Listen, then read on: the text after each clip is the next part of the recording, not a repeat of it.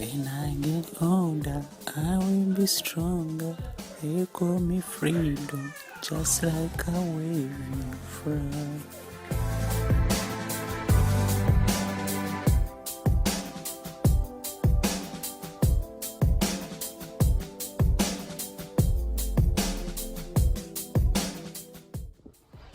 When COVID-19 was first announced in Uganda, followed by a lockdown, most Ugandans, including myself, did not take it too serious then. Some people got sick and were lucky to recover, while others died. Some weeks back, it was my turn to experience this horrible virus. I woke up one morning and realized I was not feeling okay. By the end of the day, I had fever and mild flu. So I decided to check in a clinic here in Chibando, near my home. They ran some tests and I was told it was just a bacterial infection.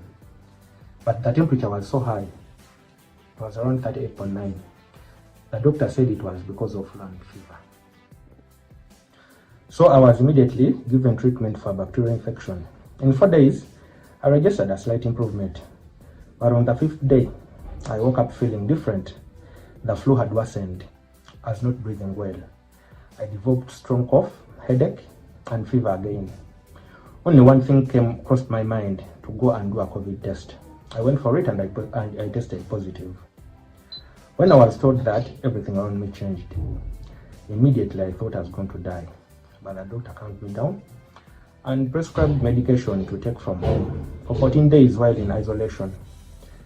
I took the combination of drugs alongside steaming, eating fruits, taking hot water 3 times a day, and a concoction of lemon, garlic, and ginger. This one, in fact, has increased my ulcers. For the first 6 days, I was in too much physical pain and psychological torture. I remember I woke up at night and in confusion started to check if I was breathing well. One day I got a call from my former workmate and friend Raymond had succumbed to the virus, and he died in a few days. I almost died too because of the fear and the torture. But thank God I was improving.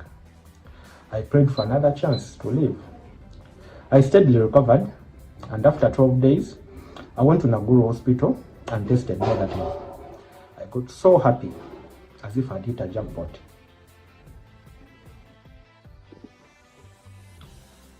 The doctor told me to keep the fight because I could easily be infected with another variant. Some of my friends have come up with theories like they got the virus on, when the first wave came, so they don't mind whether they think they are safe because they got it once, so they can't get it again. Well, that's wrong. You can get reinfected and reinfected as long as you're not observing the SOPs. But the most critical thing is you shouldn't panic. This thing is manageable, so we can fight it as long as we are disciplined, as long as we observe the SOPs, as long as we have the conscience to keep everyone alive and safe. Until today, I've lost relatives, friends, people I know COVID-19. I've also seen so many recoveries, including my own family members. This gives us hope and keeps us moving. Though it is still painful to see some people just literally dress up in masks, but do not realistically wear them well. Practice social distancing. Don't wash hands regularly, plus observing other complementary safety practices. After this ugly experience, I call upon everyone to effectively observe all the SOPs. Let us give our immunity a booster by eating fruits, exercising, and drinking enough water.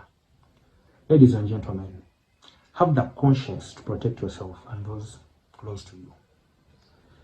If wearing a mask makes you uncomfortable, then do it for your loved ones. We all have seen how the entire family can be wiped out by this virus. We shall fight this. We can all fight this COVID-19. But remember, we can do it together. I remain Spencer Kansi Zaman.